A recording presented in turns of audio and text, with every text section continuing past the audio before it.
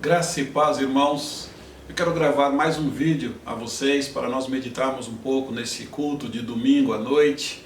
Nós não podemos estar na igreja, como vocês sabem, mas nós vamos meditar na palavra do Senhor para que nós possamos, na nossa casa, junto com os nossos familiares, cantar hinos de louvor, ouvir esta mensagem, fazer oração, ou seja, cultuar ao nosso Deus. Eu quero meditar com vocês sobre uma palavra chamada garantias.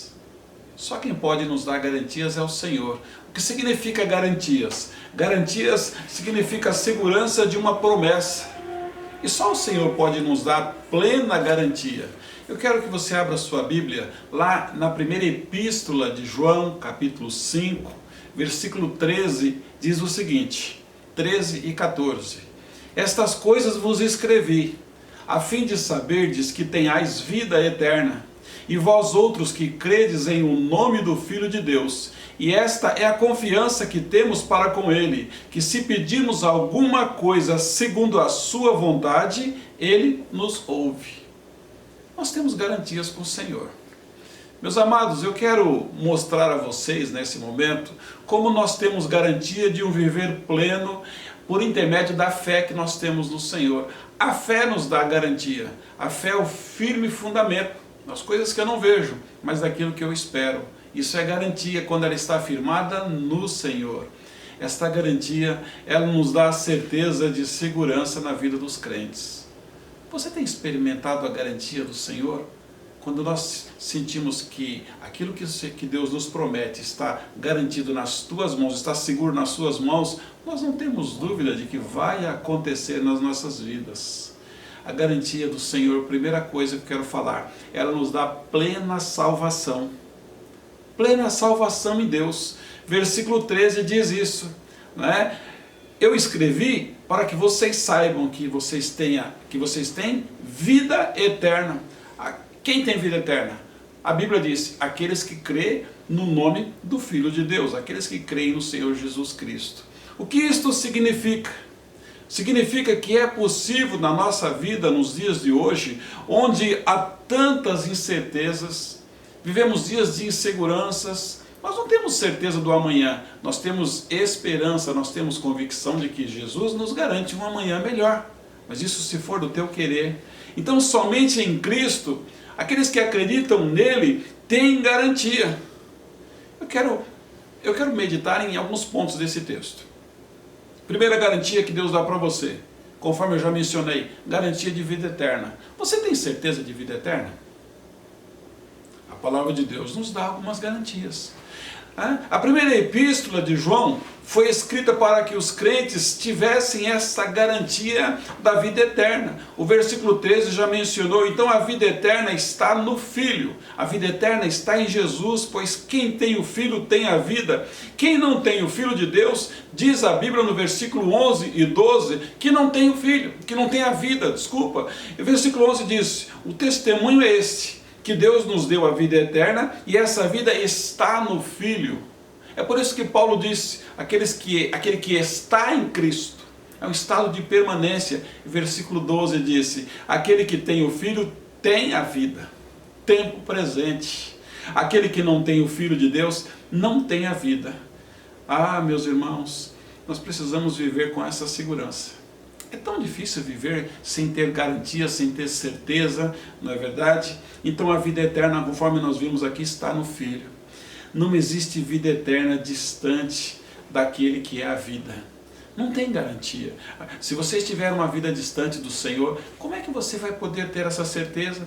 João capítulo 6, o Evangelho de João capítulo 6, versículo 40 diz assim, de fato, a vontade de meu Pai é que todo homem que vir ao Filho e nele crer, tenha vida eterna, e eu o ressuscitarei no último dia.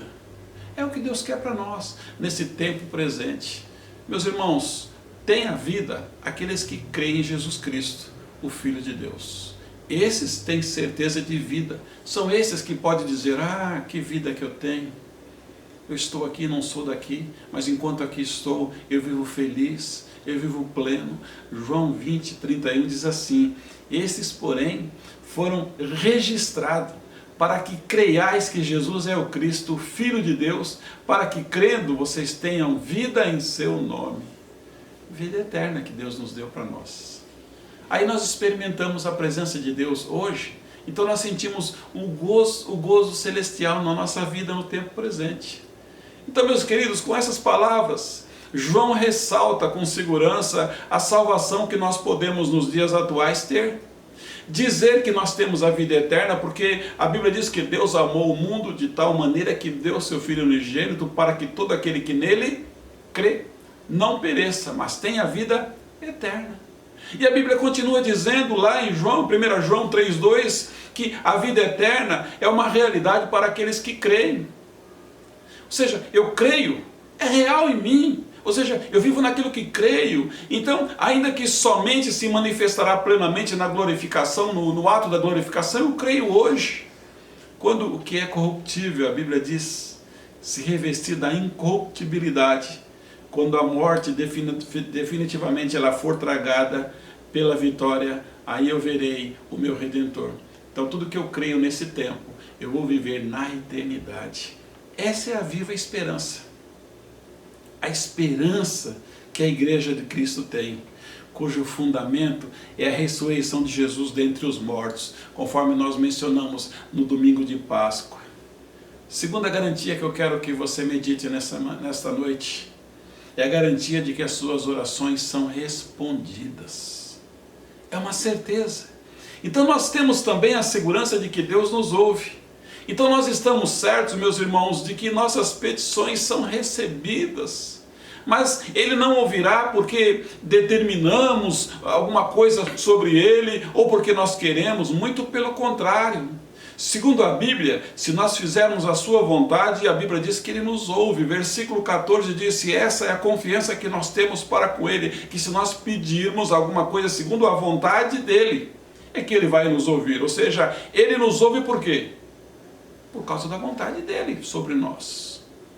Meus irmãos, não apenas se nós fizermos a sua vontade, mas se for da vontade dEle, ou seja, a minha e a dele precisa estar atrelada. Se nós fizermos o nome do Senhor Jesus, que é a garantia de que as nossas orações são respondidas, João capítulo 14, versículo 13 no Evangelho diz assim, e tudo quanto pedides em meu nome, isso farei, a fim de que o Pai seja glorificado no Filho. Se me pedides alguma coisa, em meu nome, eu o farei. As nossas petições têm que ser balizadas no nome do Senhor Jesus Cristo. Ele é a garantia. Assim como Ele nos dá garantia de vida eterna, Ele também nos dá garantia de que Ele intercede para que as nossas orações possam ser atendidas. Então o Senhor quer que nós, além de nós termos a confiança no Senhor Jesus, João 15 diz que nós precisamos permanecer nele. Aí sim eu vou conhecer a mente de Cristo, que conhece a mente do Pai, e o meu pensamento bate com o de Cristo, e as minhas petições serão coerentes e são concernentes ao reino do Senhor. Meus irmãos, eu quero falar uma coisa para vocês. Tiago capítulo 4, versículo 3 diz assim, pedis e não recebeis, porque pedis mal para esbanjardes com os vossos prazeres ou nos vossos deleites.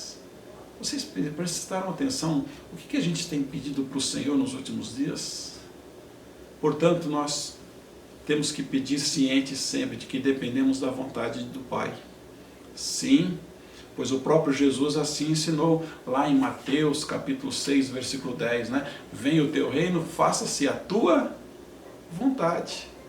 Meus irmãos, aí nós precisamos estar conformados quanto à vontade de Deus. Por quê?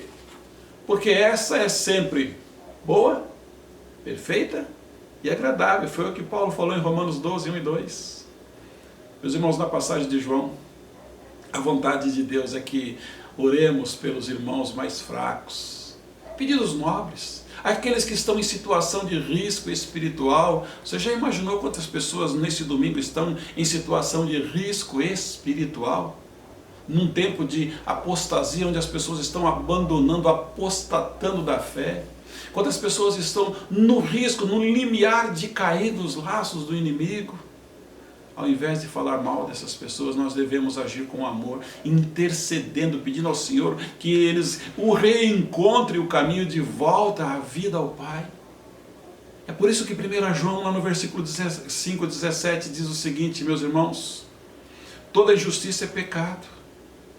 Toda injustiça é pecado. E tem pecado para a morte.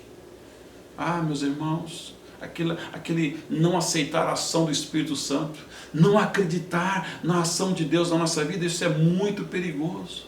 Nós devemos orar sim, e mais que isso, ajudar aqueles irmãos mais fracos para que eles possam encontrar forças espirituais e serem restabelecidas no altar do Senhor, na vontade do Pai para com eles. É isso que Deus quer para cada um deles. 1 Tessalonicenses capítulo 5, versículo 14 diz assim: exortando-vos também, irmãos, a que admoesteis os insubmissos, consolai os desanimados, ampareis os fracos e sejais longânimos para com todos. Ele fala de 3 grupos de pessoas. Ele fala dos insubmissos, dos desanimados e dos fracos. Você precisa de um motivo melhor de oração para com esses? Interceder por esses. Quando Jó estava no seu último estágio ali, pouquinho antes do Senhor restaurar a sua sorte, a sua vida e a sua saúde, ele estava orando pelos seus amigos. Que garantia que Deus nos dá! E a terceira e última garantia que eu quero passar para você é de que nós somos de Deus. Você tem convicção de que você é filho de Deus? De que você pertence a Ele? Nós temos a segurança de que somos de Deus porque nós nascemos de Deus. Nós somos dele. 1 João capítulo 5, versículo 18 diz assim, o texto continua dizendo: sabemos que todo aquele que é nascido de Deus não vive em pecado, antes aquele que é nascido de Deus o guarda, que é nascido de Deus o guarda, e o maligno não lhe toca, não tem acesso a você. E o 19, sabemos que somos de Deus e que o mundo inteiro jaz no maligno. É a Bíblia que está falando, não sou eu. Meus irmãos, nós não mais temos parte com esse mundo, um mundo tão triste que jaz no maligno. Nós não temos mais parte com ele. Nós não fazemos mais parte desse conceito de mundo tão tenebroso. É por isso que eu quero ler com você 1 João capítulo 3. Versículo 8 e 9. Primeira epístola de João, capítulo 3, 8 e 9 diz assim: aquele que pratica o pecado procede do diabo, porque o diabo vive pecando desde o princípio. Para isso se manifestou o Filho de Deus, para destruir as obras do diabo. Olha uma coisa, todo aquele que é nascido de Deus não vive na prática do pecado, pois o que permanece nele é a divina semente. A divina semente permanece em você. Ora, esse não pode viver pecando porque ele é nascido de Deus. Agora eu sou nascido de Deus, então eu não tenho mais, eu não sou mais laçado ou engolido pelo sistema do mundo tão corrompido e tão ruim. Meus irmãos, é porque estamos em Deus que o maligno não toca. Não é porque eu sou bonzinho, não é porque eu tenho força, não é porque eu sou super. Não. Ou seja, nós não estamos mais sob o domínio do inimigo. Nós estamos agora sob os cuidados de Deus. É Ele que domina a minha vida. É bom lembrar que o diabo é o governador desse mundo tenebroso. E a Bíblia diz que ele foi cegando o entendimento das pessoas para que não compreendam a verdade do Evangelho. O Evangelho é o poder de Deus para a salvação. E o inimigo vem cegado o entendimento. Quantas pessoas não têm dado ouvidos à palavra do Senhor, ao Evangelho de salvação, ao único poder que tem para restituir o homem, para levar o homem de volta ao Senhor. Meus irmãos, João capítulo 14, versículo 30 diz assim: já não falei muito convosco, porque aí vem o príncipe deste mundo e ele nada tem de mim. Nada tem do Senhor, não dá para ter ligação o maligno com o Pai. E ainda que o mundo, ainda que o sistema satânico esteja debaixo da atuação do maligno, os crentes, sabe, meus irmãos, os crentes, mesmo vivendo neste mundo, eles estão ocultos em Deus, estão guardados por Deus, estão escondidos em Deus. É isso que acontece conosco. Eles estão ocultos em Deus. Para isso Jesus se manifestou. Para isso o Senhor Jesus manifestou, para que nós possamos ter essa vida. João 17,15 disse: não peço que os tire do mundo, e sim que os livre do mal. A todo momento o Senhor Jesus vem nos livrando do mal. Meus irmãos, isso não quer dizer que nós estamos imunes às tentações, sabe? Muito pelo contrário. Sabemos que podemos vencê-los pela fé em Cristo Jesus. É pela fé que eu tenho nele. 1 João capítulo 5, versículo 4 e 5 diz assim: olha, meus irmãos, porque todo o que é nascido de Deus vence. Olha que garantia. Vence o mundo. Essa é a vitória que vence o mundo, a nossa fé. Quem é que vence o mundo, senão aquele que crê que Jesus é o Filho de Deus? Meus queridos, a minha fé no Senhor faz com que eu vença o mundo, eu vença as tentações, vença tudo aquilo que vem sendo proposto. E por fim, isso não quer dizer que nós estamos imunes, como eu falei, mas eu quero dizer que a igreja do Senhor, ela tem a percepção de uma vida fundamentada em Cristo como o centro da existência. Não apenas o conhecimento pela Bíblia, mas também conhecemos Ele agora pelas experiências que nós temos com Deus. Você tem tido experiências com o Senhor? Qual é a garantia que você tem? Você tem garantia de vida eterna em Cristo. Você tem garantia de que as suas orações são respondidas em Cristo. E você tem garantia de que você pertence a Deus em Cristo Jesus. Meus amados, eu quero finalizar dizendo que a palavra de Deus nos traz e nos faz crescer espiritualmente no amor de Deus. E quando eu cresço no amor de Deus, eu também amo ao Pai. Esse é o poder. Essa é a nossa garantia, que nós estamos seguros nas mãos do Senhor. Que Deus, em Cristo Jesus, abençoe ricamente a sua vida. Fique na paz do Senhor. Amém.